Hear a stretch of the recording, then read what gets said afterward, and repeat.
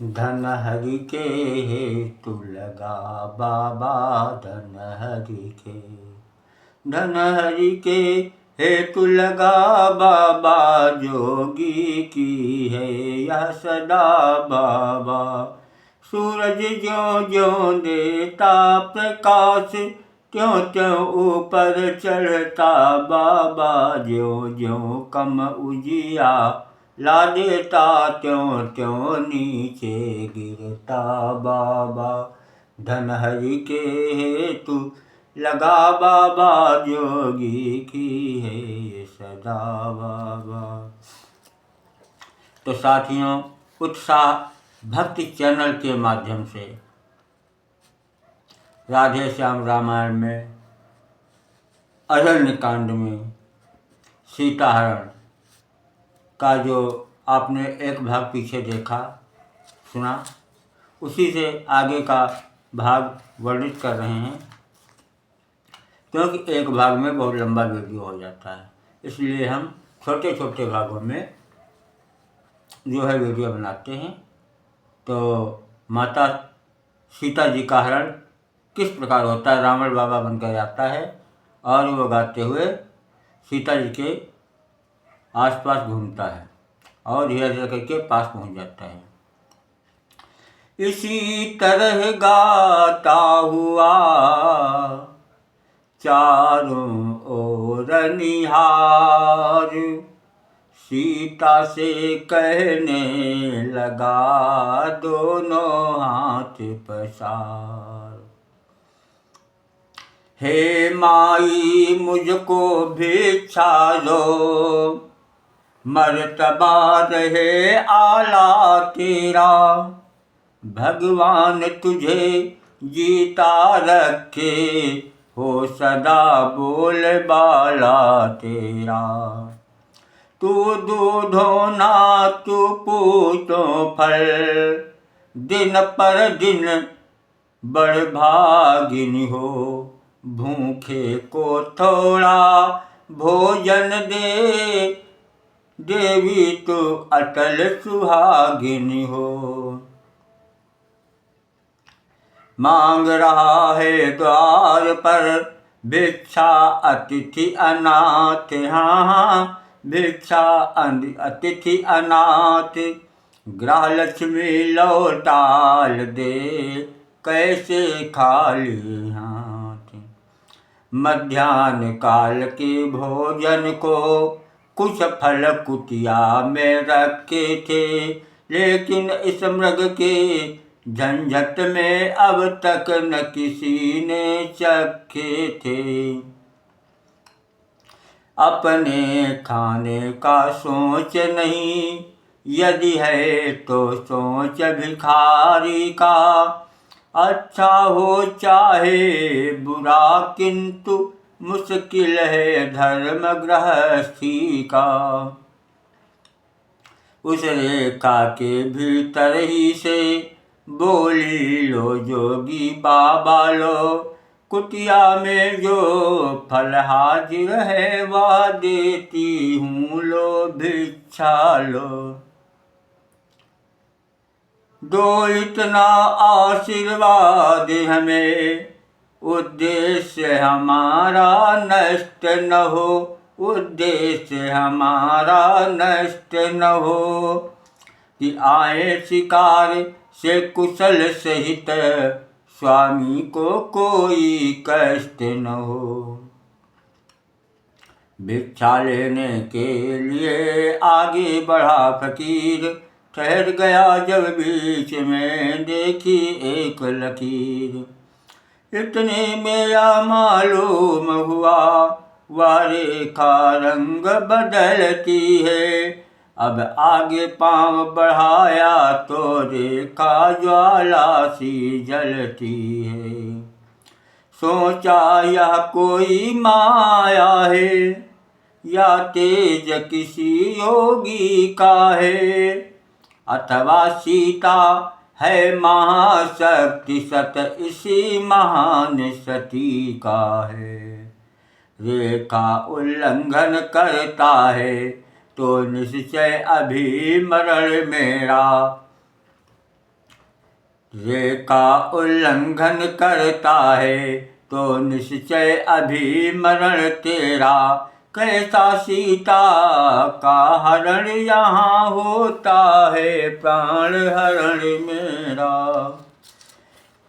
यह सोच समझ हट कर बोला रेखा से बाहर आ माई। जोगी लेते हैं नहीं कभी इस तरह बंधी भिक्षा माई। सीता ने कहा क्षमा करिए यह रेखा छूट नहीं सकती। ये आन लखन देवर की है जो मुझसे टूट नहीं सकती। तो रावण कहने लगा वह बोला तोड़ो नहीं तुम देवर की आन। बाबा भी लेगा नहीं इस प्रकार का दान। धन हरि के हेतु लगा बाबा जोगी की है ये सदा बाबा। जो दे उसका भी भला बाबा ना दे उसका भी भला बाबा। जोगी तो रमते जोगी है जोगी को क्या परवाह बाबा। धन हरि के मालिक का द्वार खुला बाबा। जोगी की है ये सदा बाबा धन हरि के। तो सीता ने सोचा अगर दिया न इसको दान। गृहस्थियों के गृह धर्म का होता है अपमान। देवर की आन रहे न रहे रखूंगी धर्म गृहस्थी का। अब मैं रेखा का ध्यान छोड़ करती हूँ कर्म गृहस्थी का। देखो क्या ऊंचा व्रत है यह कितना यह भाव विलक्षण है। इस सिया हरण की लीला में आतिथ्य दान ही कारण है।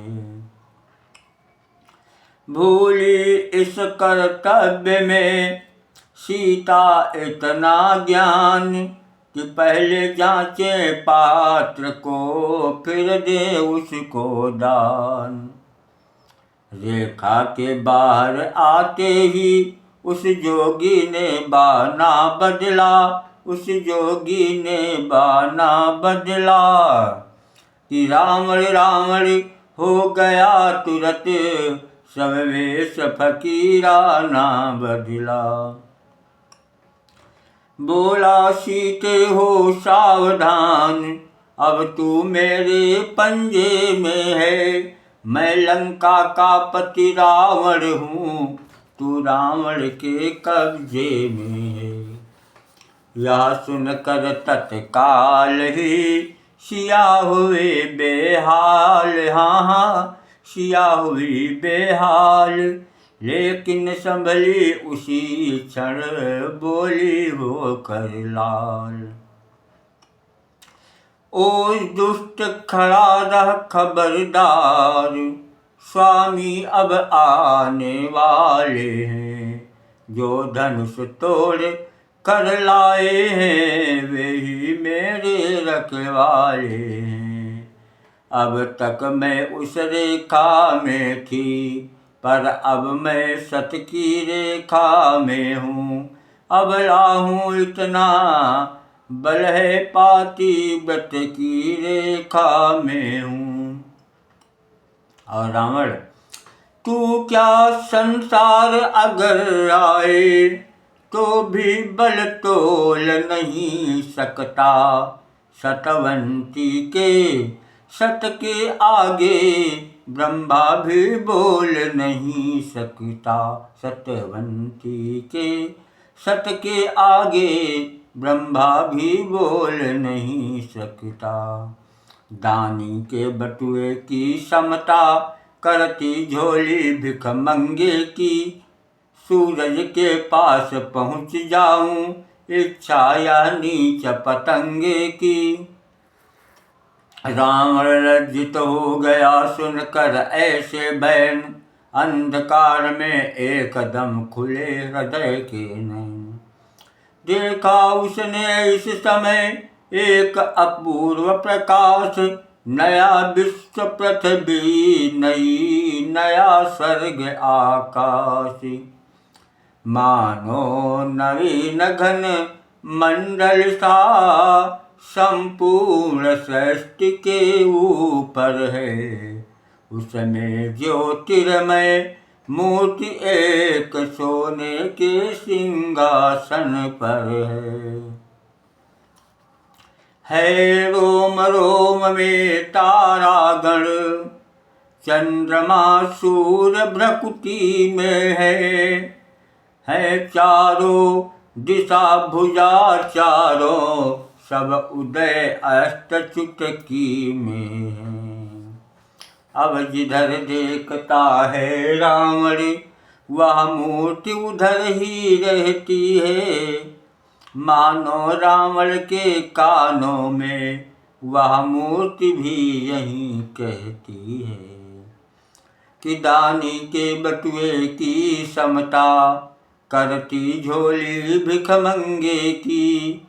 सूरज के पास पहुँच जाऊं, इच्छा यह नीच पतंगे की। अब रावण के हृदय को हुआ पूर्ण विश्राम, हाँ हुआ पूर्ण विश्राम। मन ही मन में सिया को उसने किया प्रणाम। इसके उपरांत हुआ वही जो होनहार दिखलाता था। रावण के रथ पर सीता थी, रथ लंका नगरी जाता था। रथ ज्यों ज्यों आगे बढ़ता था, त्यों त्यों सीता चिल्लाती थी, हा राम राम हा राम राम, बस यही आवाजें आती थी। देखा गीध जटायु ने जब यह अत्याचार, सहन न वह भी कर सका ऐसा हाहाकार। वैदेही की जब सुनी करुणा भरी पुकार, हुआ दया का निर्दयी खग में भी संचार। बलिदान आज होगा मेरा, यह पहले उसको सूझ गया। फिर भी उपकार हेतु मरने राक्षस से जाकर जूझ गया। तन से मन से सेवा व्रत में बलिहारी हो तो ऐसा हो। हे नरों गीध से शिक्षा लो, उपकारी हो तो ऐसा हो। चोरी जब पकड़ी जाती है तो चोर जरा घबराता है, क्यों ही लड़ता तो है रावण पर कुछ डरता भी जाता है। बस इसी दांव पर पक्षी ने नीचा दिखलाया रावण को, पैनी चोंचों से कई बार अधमरा बनाया रावण को। सीता की ओर देख लेता जिस समय गीध कुछ थकता था, पर गीध गीध ही था, कब तक राक्षस से वह लड़ सकता था। रावण ने जब पर काटे तो पर बस हो चकना चूर हुआ, पक्षी के नीचे गिरते ही रथ दंडक बन से दूर हुआ। इधर अधमरा गीध भी कहता था राम, उधर जानकी भी वहीं तेर रही थी नाम। बिरहा नल से जलते तन को आंसुओं से ठंडा करती थी। हाँ राम राम कहती जाती आभूषण वस्त्र फेंकती थी। रथ पहुँचा ऋष्यमुख पर जब तब बानर देखे सीता ने कुछ अपने भूषण वस्त्र सहित उस दिश भी फेंके सीता ने। ज्यों ज्यों दक्षिण में चंचल रथ आगे को चलता जाता था त्यों त्यों पश्चिम में सूरज भी नीचे को ढलता जाता था।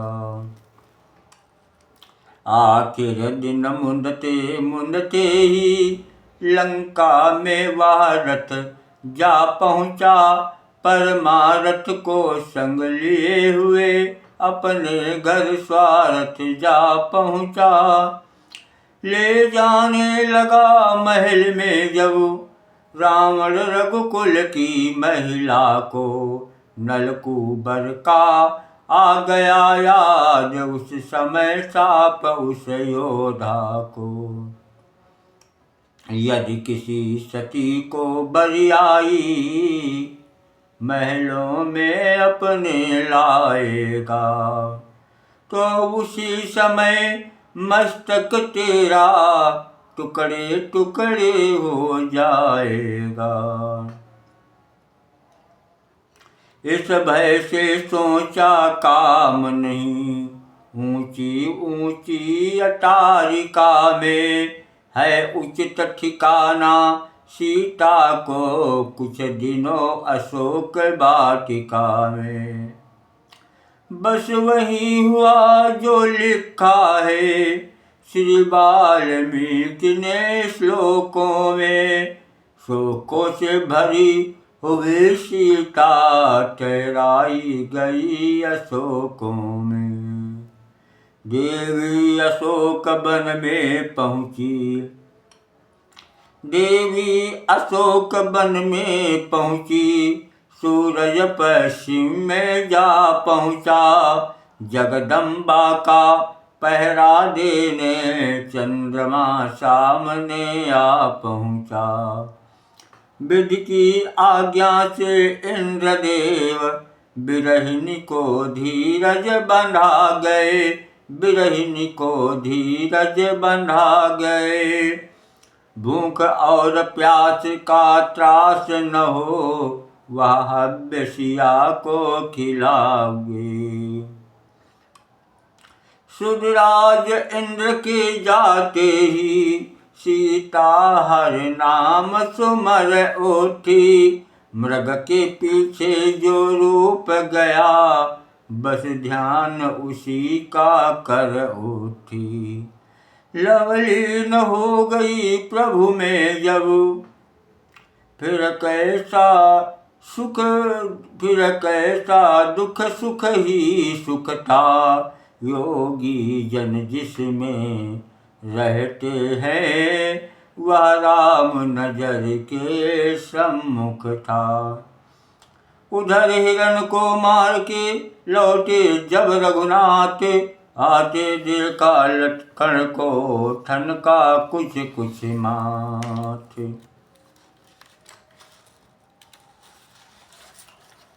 हे लक्ष्मण अनुज कुशल तो है किस कारण हो अकुलाए तुम। चुप कैसे हो बोलो बोलो क्यों हो इतने घबराए तुम। क्या हुआ बताओ तो भाई क्यों इतने उतावले आए।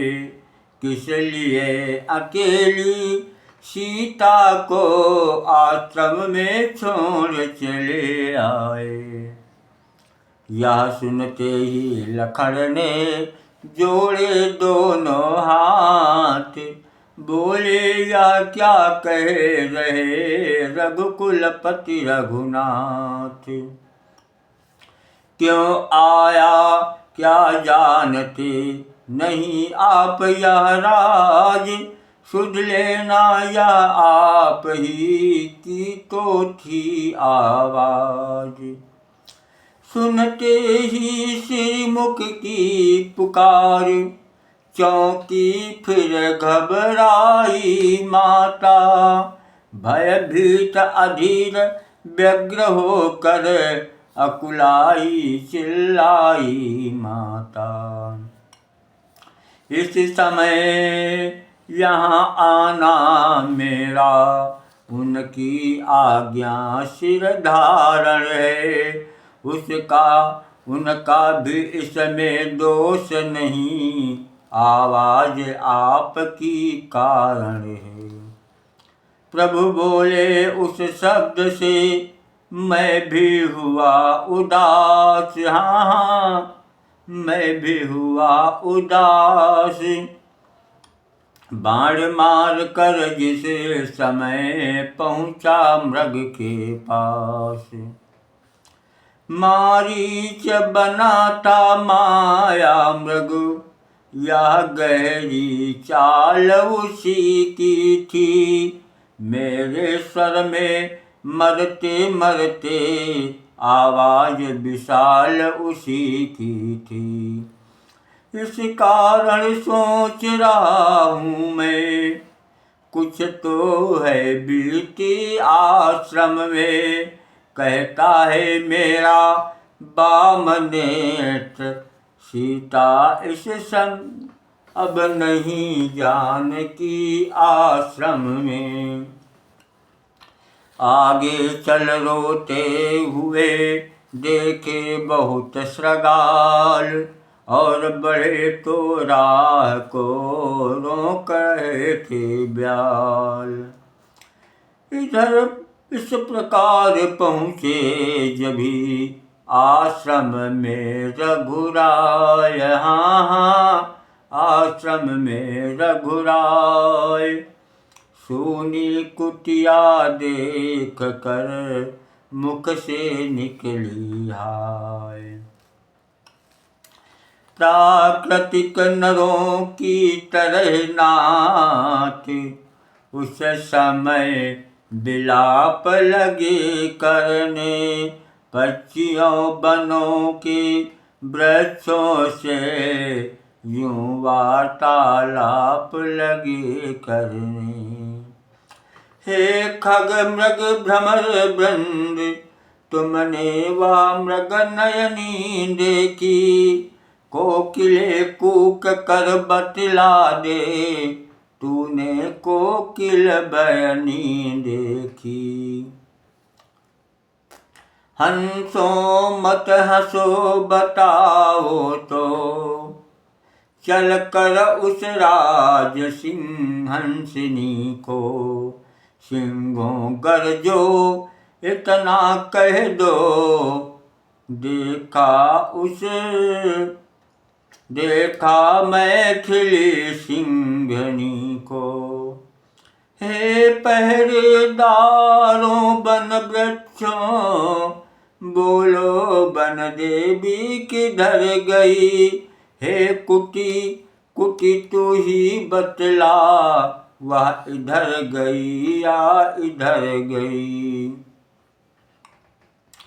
हे प्रकृति बता चंद्रानन की, किस ओर चकोर किशोर गई। मुझ पत्नी व्रत वाले पति की, वह पतिव्रता किस ओर गई।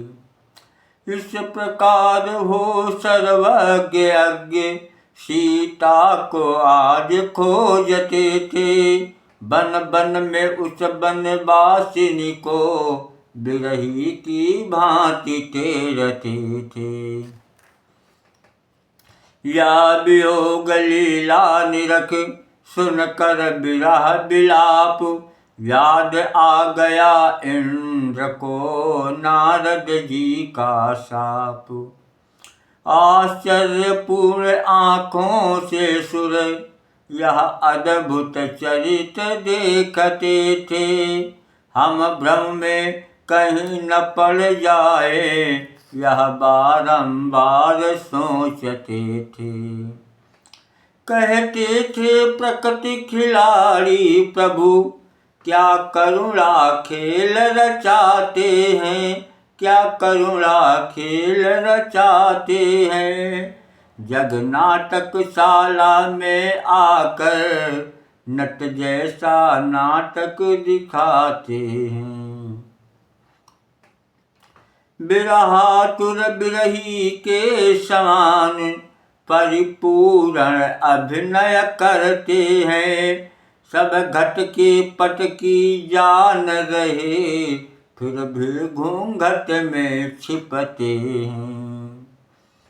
ऐसे विचार जड़ रख रख कर सुरमंडल इन्हें निरखता था। ऐसे विचार जड़ रख रख कर सुरमंडल इन्हें निरखता था। माया समेत है राम धन, यह बारंबार कह रहा था। चलते चलते उस जगह पहुँच गए सुख धाम, जहाँ अधमरा गीत भी कहता था राम। उन मुंदती आँखों के आगे वे दया भरी आँखें पहुँची, अधमरे गीत के कंधों पर वे बड़ी बड़ी बाहें पहुँची। पहुँची यह बारी प्रेम भरी मरने वाले के कानों में, हे परोपकारी बोल बोल किसने पीड़ा दी प्राणों में। आंखें खोली सामने देखे शोभा धाम, लेकर आँखों में किया आंखें मूंद प्रणाम। फिर आंखें मूंदे ही बोला, इन बाहों में विशालता है कौन इन्हें जो कंधे रख मुझ मरते को संभालता है। कोई भी हो मैं कहता हूँ, हट जाओ मुझको मरने दो। हाँ राम मंत्र है माता का, आराधन उसका करने दो। गद गद हो प्रभु कह उठे, मैं ही हूँ वह राम। गिरिराज देखो तुम्हें करता राम प्रणाम। या सुनते ही फिर खुले भक्तराज के नयन, टूटे फूटे वाक्य में लगा बोलने बन। हाँ राम एक राक्षस दक्षिण, हाँ राम ले चला था उनको।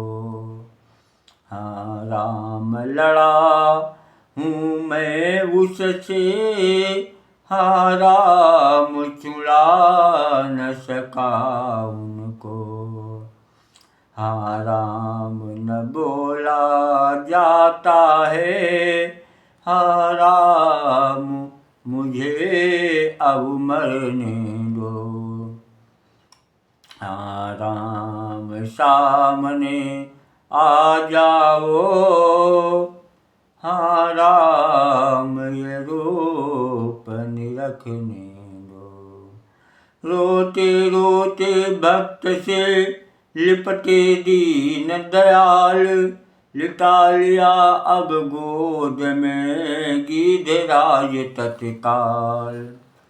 बोले भाई या समाचार कहना न पिताजी से जाकर, मैं राघव हूँ तो दुष्ट चोर कुल सहित कहेगा कुल आकर।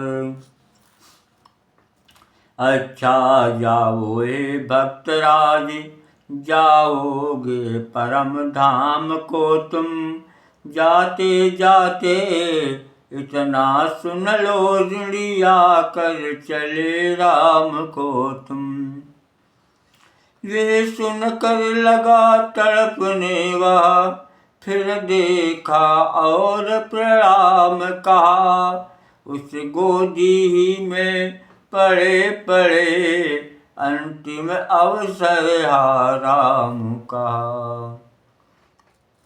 प्रभु ने अपने हाथ से किया अग्नि संस्कार, बोले भूलूंगा नहीं मैं इसका उपकार। जो मायापति से मिलता है उसकी मति ऐसी होती है, देखिए परोपकारियों की अंतिम गति ऐसी होती है।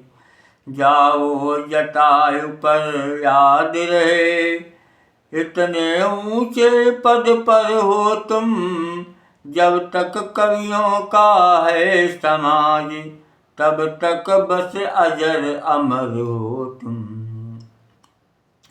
गीधराज के गुणों का करते हुए बखान, पहुँचे भिलनी के यहाँ करुणानिधि भगवान। भिलनी की आँखों के आगे लक्ष्मण समेत प्रभु जा पहुँचे, अर्थात भक्ति से मिलने को भगवान आप ही आ पहुँचे। भिलनी इस तरह मिली इनसे, जिस तरह धर्म धर्मात्मा से, या यूं कहिए इस तरह मिली जीवात्मा जो परमात्मा से। सुंदर पत्तों के आसन पर अपने प्रभु को बिठलाती है, मेहमानी के कुछ बेरों को दलिया में भर कर लाती है। वे फल सबरी के जूठे थे, या लिखा हुआ सूर्य सागर में है। हम भी कहते हैं जो कुछ है, सब प्रेम और आदर में है। प्रेमिका का सच्चा प्रेम देख राघव जी हाथ बढ़ाते हैं, झूठे बेरों को बेर बेर खुश होकर भोग लगाते हैं। ला बेर बेर क्यों देर करे, या बेर सुधा से बढ़कर है। मक्खन मिश्री से भी अच्छे, ताकतवर और मधुर मनोहर हैं। एक भक्त का कथन अब सुनिए धर कर ध्यान, खाते खाते लखन से बोले दीन दया निधान।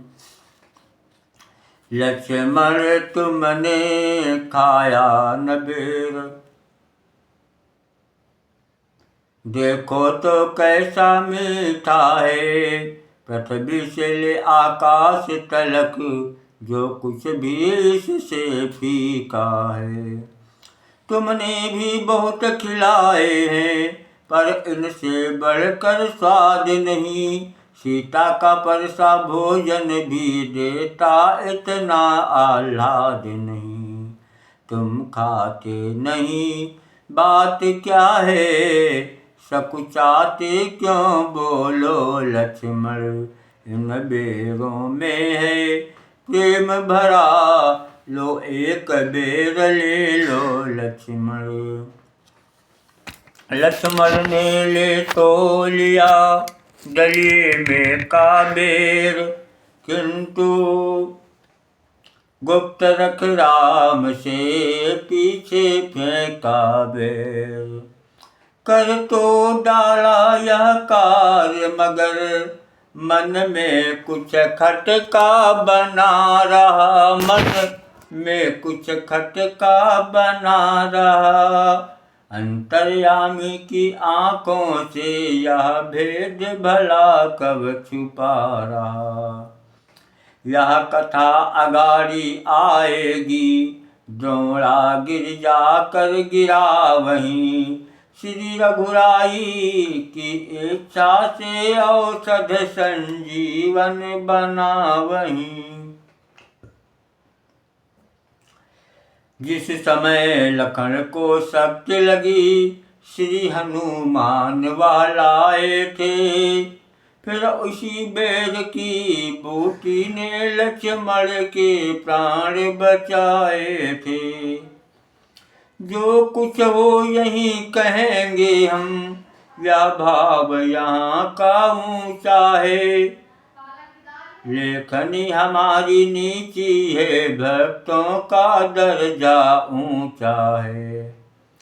उधर राम से भी कहा, उधर राम ने भी कहा, स्नेह का स्वाद पराभक्ति में रही है, कब किसकी मर्याद। भिलनी तू सच्ची भक्तिनी है, भक्तों में नहीं झमेला है। क्या खान पान की बात यहाँ, यह भक्ति मार्ग अलबेला है। हाँ ब्रह्म ज्ञान भी अच्छा है, लेकिन खाने की धारा है। मैं अपने मन की कहता हूँ, मुझको तो प्रेमी प्यारा है। यह सुनकर भिलनी को हुआ परम आनंद, उधर पुकारे देवता जयति सच्चिदानंद। तनिक देर पश्चात फिर बोले प्रभु यह बात, प्रेमिणी बतलाना हमें हो यदि तुमको ज्ञात। हम दोनों भाई राम लखन बनवासी बनकर आए हैं। सीता को अपने साथ साथ इस दंडक वन में लाए हैं। दुर्दिन ने ऐसा कर डाला, उस ओर पिता का मरण हुआ। इस ओर स्वर्ण मृग के कारण कुटिया से सीता हरण हुआ। तुम भी हे बनवासिनी, बतला दो कुछ राय। कहाँ जाएं किससे कहें, क्या हम करें उपाय। वह बोली यह बाउली, क्या बतलाए राय। पूछ रहे हैं आप तो सुनिए एक उपाय। आगे है ऋष्यमुख पर्वत, सुग्रीव वहाँ पर रहता है। अपने भाई के कारण वह अत्यंत कष्ट नित सहता है। बस वहीं पधारे महाराज, सीता की सुध मिल जाएगी। जो कली यहाँ मुरझाई है, वह उसी जगह खिल जाएगी। ये सुनकर चलने लगे जभी अवध के भूप। तभी बसाया आँख में भिलनी ने वह रूप। ज्यों ही प्रेमिनी के इष्ट देव उस पूर्ण निकेतन से निकले, त्यों ही प्रेमिनी के प्राण इधर उसके नश्वर तन से निकले। जिस अगम धाम पर गमन नहीं, ऋषि मुनि की बड़ी शक्ति का है। जाती है उसी धाम भिलनी, फल यही अनन्य भक्ति का है।